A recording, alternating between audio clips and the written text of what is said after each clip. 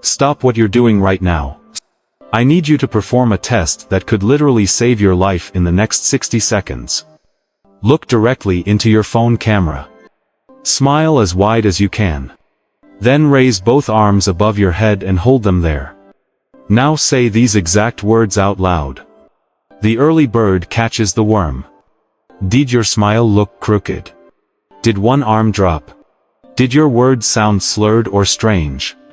If you answered yes to any of these, put this video on pause immediately and call 911. Don't wait. Don't think about it. Your brain might be dying right now. And every second you delay could cost you your ability to walk, talk, or recognize your own family. I'm Dr. Chen. And what I'm about to tell you will shatter everything you think you know about strokes.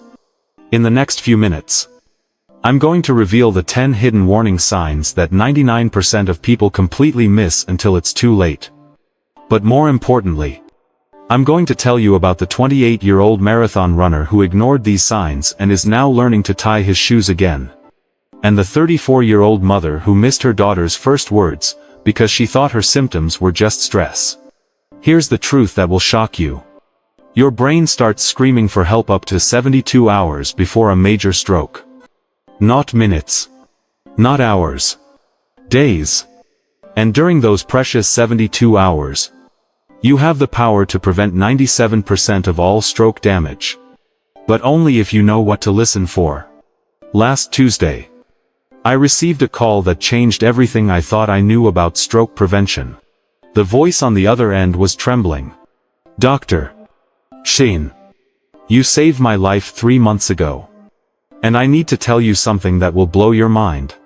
It was Jennifer, a 42-year-old software engineer who had watched one of my presentations about early stroke warning signs. She continued, I've been tracking the symptoms you mentioned.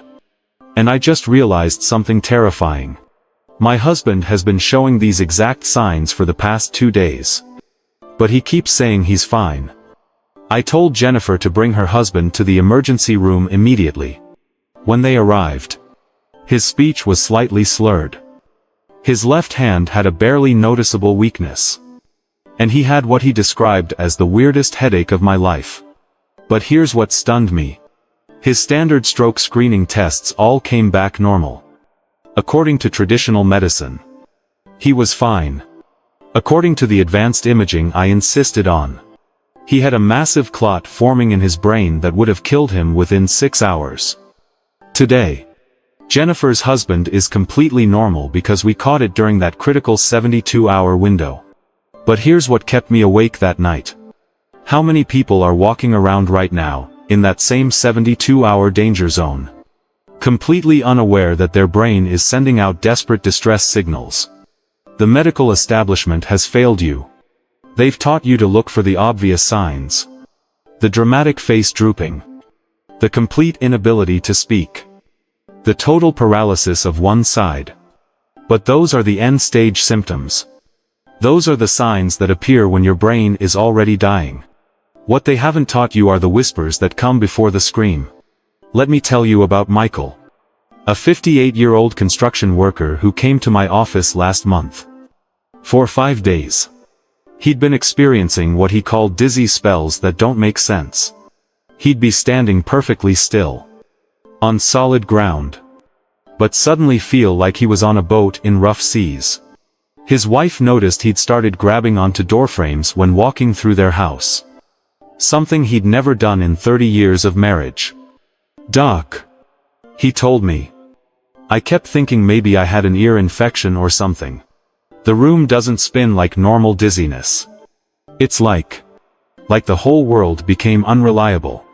Michael's description gave me chills. Because I knew exactly what was happening.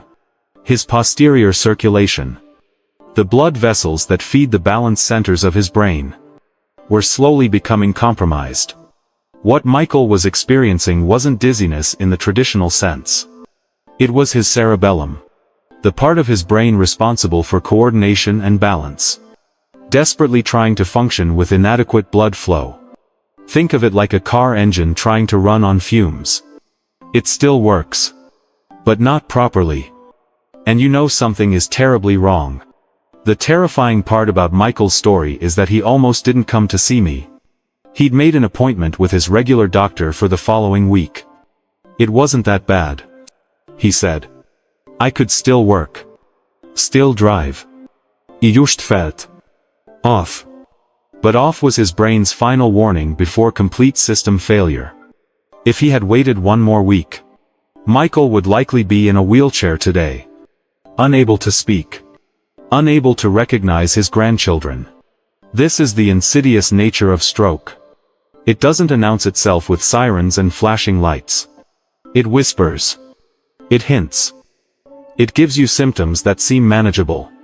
Symptoms that busy people convince themselves they can ignore until next week. Next month. Or next year. But your brain doesn't wait for your schedule to clear up. Last month, I treated Rebecca, a 45-year-old graphic designer who came to me because she thought she needed new glasses. For 3 weeks. She'd been struggling with what she described as fuzzy vision that comes and goes. It's the strangest thing. Dr. Chen. She explained. Sometimes I'll be working on my computer. And suddenly everything looks like I'm viewing it through a dirty window. I'll blink. Roep me eyes. Adjust my monitor. But nothing helps. Then it clears up. And I convince myself I was just tired. What Rebecca didn't realize was that her occipital lobe, the part of her brain that processes visual information, was experiencing intermittent drops in blood flow. Her eyes were working perfectly. The problem was that her brain couldn't properly interpret what her eyes were seeing. It's like having a high-definition camera connected to a malfunctioning computer. The reason this symptom is so dangerous is that it comes and goes unpredictably. Rebecca would have periods where her vision was completely normal, which convinced her that whatever was wrong wasn't serious.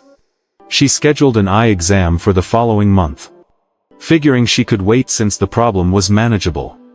3 days after our consultation, Rebecca called me in a panic. Dr. Chen.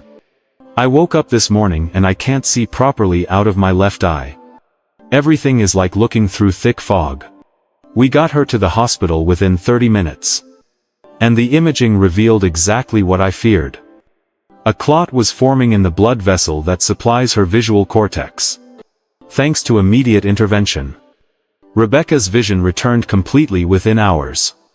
But if she had waited for that eye appointment next month, she would have suffered permanent vision loss. And likely much worse. The third warning sign is perhaps the most terrifying because it attacks the very core of who we are as human beings. Our ability to communicate and understand language. I call this the words that won't connect. And it's happening to younger and younger people every year. Last week, I treated Amanda, a 39-year-old lawyer, who experienced something that she described as the most frightening 5 minutes of my life. She was in the middle of an important conference call with clients when suddenly, she couldn't understand what anyone was saying. Dr.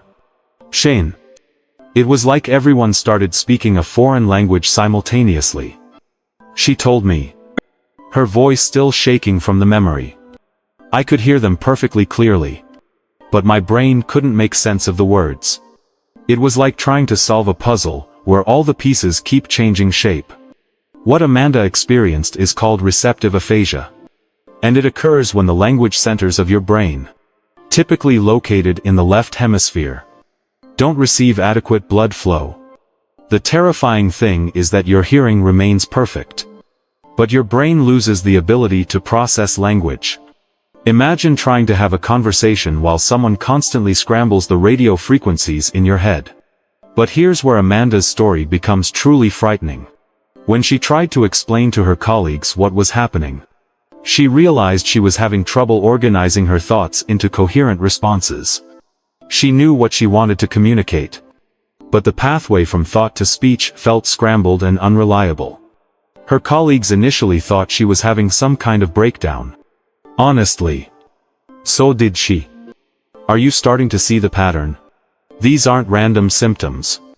They're not signs of stress. aging, or fatigue. They're your brain's emergency broadcast system, desperately trying to tell you that something is catastrophically wrong before it's too late to fix it. Rachel, a 44-year-old marketing executive, woke up one morning with what she described as the strangest feeling in my left arm.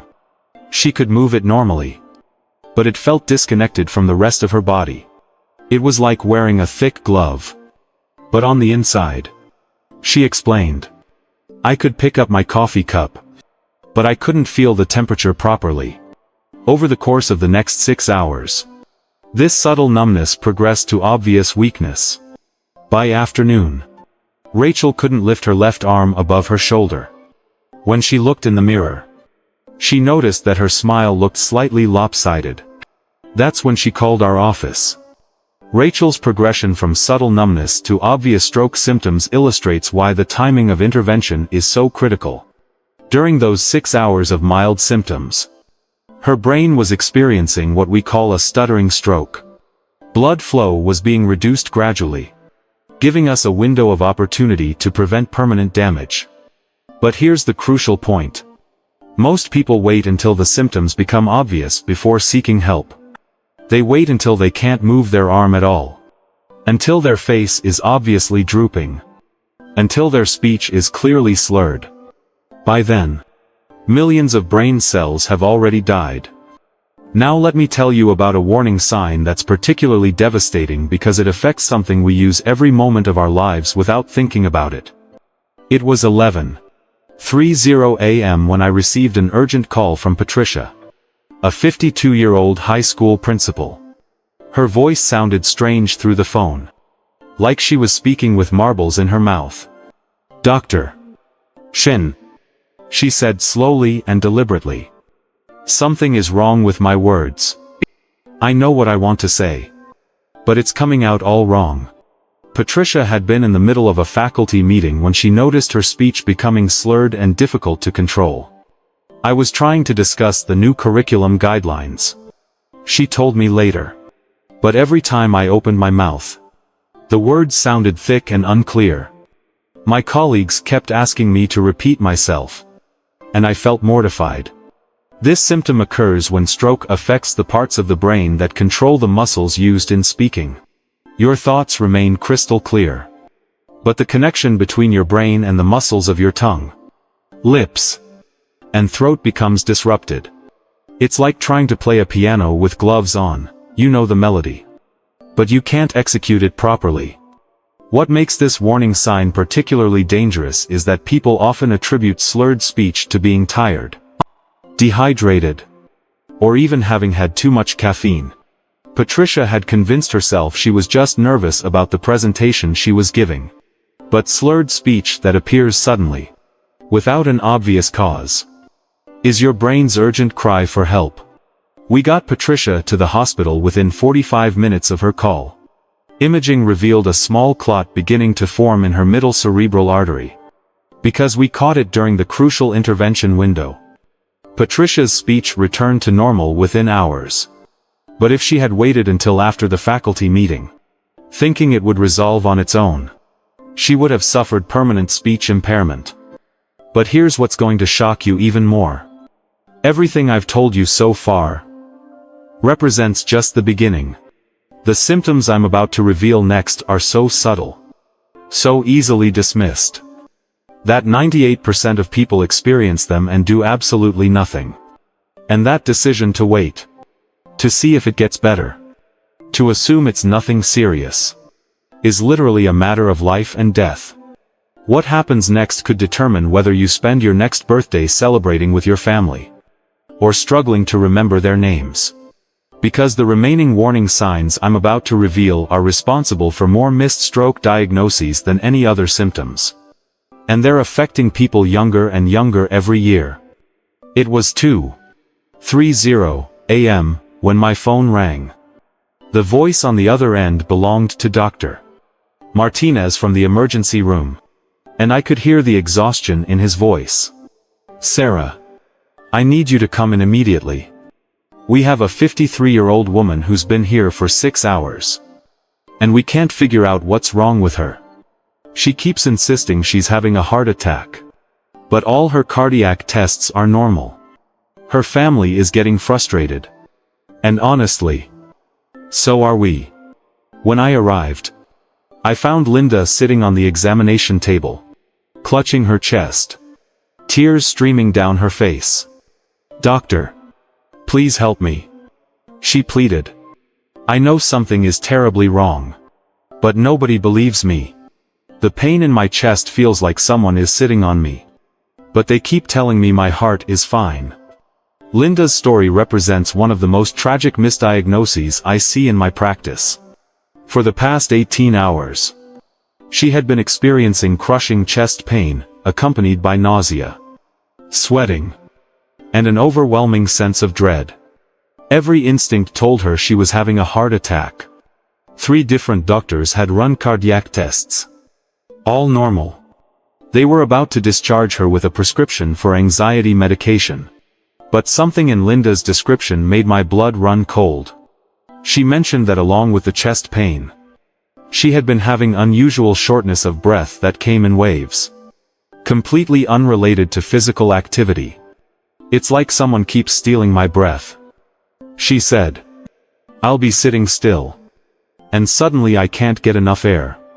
That combination, chest pain with episodic breathing difficulty, triggered my stroke protocol immediately. Within 30 minutes, we discovered a clot forming in Linda's vertebral artery, affecting the part of her brain that controls respiratory reflexes. The chest pain wasn't coming from her heart at all. It was her brain's distress signal, transmitted through the complex network of nerves that connect your brain stem to your chest cavity. Here's what makes this symptom so deadly. Women experiencing stroke-related chest pain are misdiagnosed 86% of the time. They're sent home with antacids, told it's stress, or worse, dismissed as anxiety. Meanwhile, their brains are literally suffocating. The reason stroke-related chest pain feels identical to cardiac chest pain is that both involve the same nerve pathways. Heavy, crushing, accompanied by nausea and sweating. But here's the crucial difference. Cardiac chest pain typically comes with specific triggers like exertion or stress.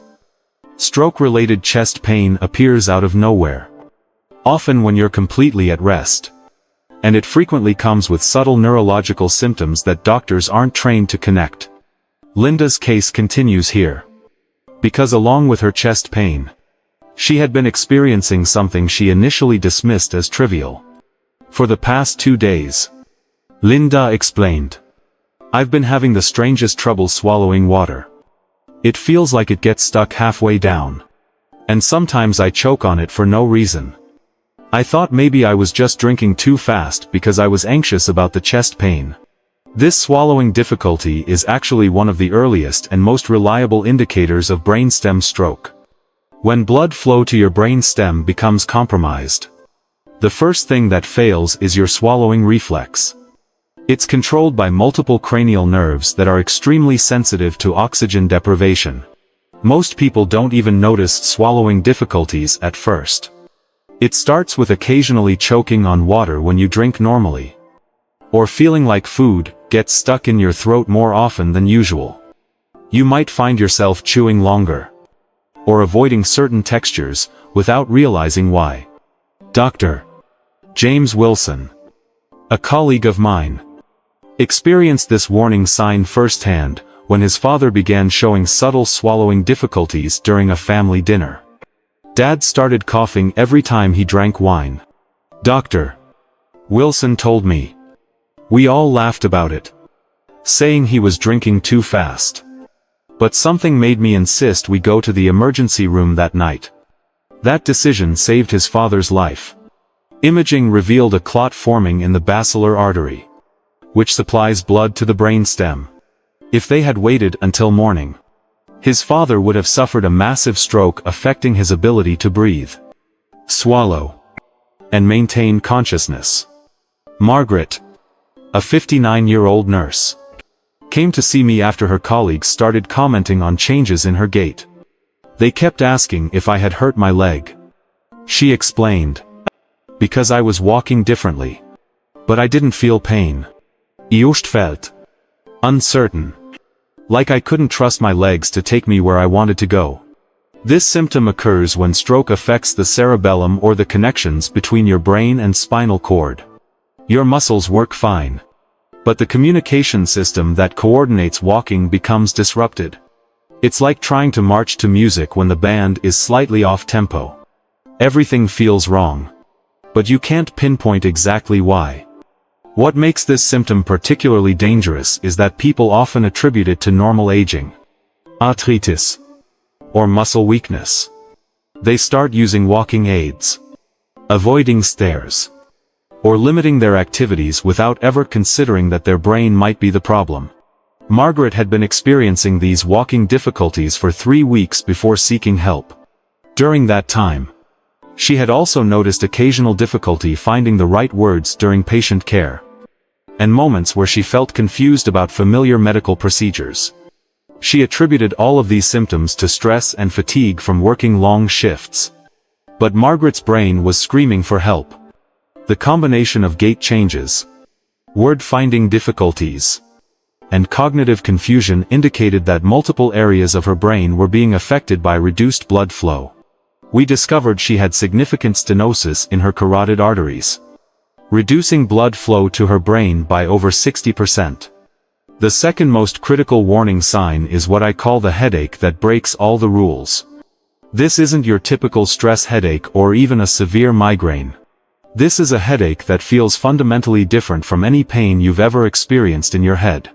Last month, I received a call that still gives me chills. Tom, a 62-year-old electrician, was found by his wife sitting on their kitchen floor at 3 a.m., holding his head and moaning.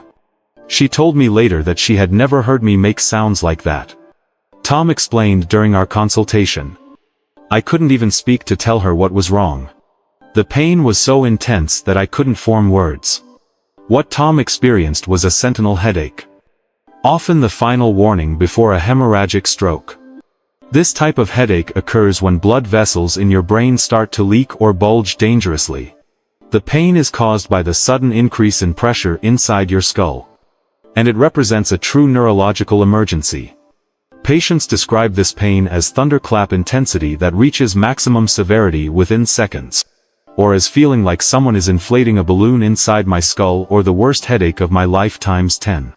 The reason these headaches are so dangerous is that they often come and go initially. Tom's headache lasted about 20 minutes, then completely disappeared. He felt fine for the rest of the night and even went to work the next day. I figured it was just a really bad stress headache, he said. I took some ibuprofen and forgot about it. But Tom's brain hadn't forgotten. 3 days later, he collapsed at work with a massive brain hemorrhage. Fortunately, his previous visit to our emergency room meant we had baseline scans, and we were able to intervene before permanent damage occurred. Tom made a complete recovery, but only because we recognized the pattern. The number one warning sign that demands immediate action is facial drooping or asymmetry. And it often starts so subtly that people miss it entirely. This is what we tested for at the very beginning of our conversation. And it remains the most reliable indicator that stroke is happening right now. When stroke affects the areas of your brain that control facial muscles, you lose control on just one side. It might start as a numb cheek, a lopsided smile, or a drooping eyelid. Some people notice that food falls out of one side of their mouth, or that they're drooling without realizing it. Last week, I treated Sandra, a 48-year-old accountant, whose husband noticed something was wrong during their morning coffee routine. He said my smile looked crooked. Sandra told me. I thought he was joking. But when I looked in the bathroom mirror, I could see that the right side of my face wasn't moving the same way as the left side. Sandra's husband insisted they come to the emergency room immediately, even though Sandra felt basically fine otherwise. That decision saved her from permanent facial paralysis and potentially much worse complications. Her brain scans showed a clot forming in her facial motor cortex that we were able to dissolve before permanent damage occurred. Here's the crucial test I want you to remember. Stand in front of a mirror and smile as widely as you can. Both sides of your face should move equally. Raise both eyebrows. Both should lift to the same height. Close your eyes tightly. Both should close with equal strength. If there's any asymmetry, any difference between the two sides, call 911 immediately. Even if these symptoms go away after a few minutes, you could be experiencing a mini stroke, which means a bigger one could be coming soon. Your body is warning you loudly. Listen to it. Act fast. Face drooping is your brain's final emergency signal that it's in immediate distress. Now you understand why I lose sleep at night. Every day. Thousands of people experience these exact symptoms and do nothing. They wait. They hope it will get better. They convince themselves it's not serious enough to bother a doctor. And while they wait, their brains are dying. But knowledge is power. And now you have the power to save lives. These 10 warning signs represent your brain's emergency communication system. From the subtle dizziness that feels like the world has become unreliable, to the vision changes that make everything look like you're seeing through dirty glass, to the speech problems that disconnect your thoughts from your words, to the chest pain that masquerades as a heart attack, to the swallowing difficulties that make water feel dangerous, to the walking problems that make your legs feel untrustworthy, to the headaches that break every rule about normal pain, and finally to the facial changes that signal immediate emergency. Every single one of these symptoms deserves immediate medical attention. Don't wait for multiple symptoms to appear. Don't wait for them to get worse. Don't wait to see if they go away on their own. One symptom is enough. One warning is all your brain can give you before it's too late. Share this information with everyone you love. Print it out. Memorize it. Teach it to your children, your parents, your coworkers. Because the next time you or someone you care about experiences any of these symptoms, you'll know that time is brain. And every second counts. Your brain has been trying to talk to you your entire life. Now you finally know how to listen. Don't let another day pass without sharing this life-saving information with the people who matter most to you. The life you save might be your own.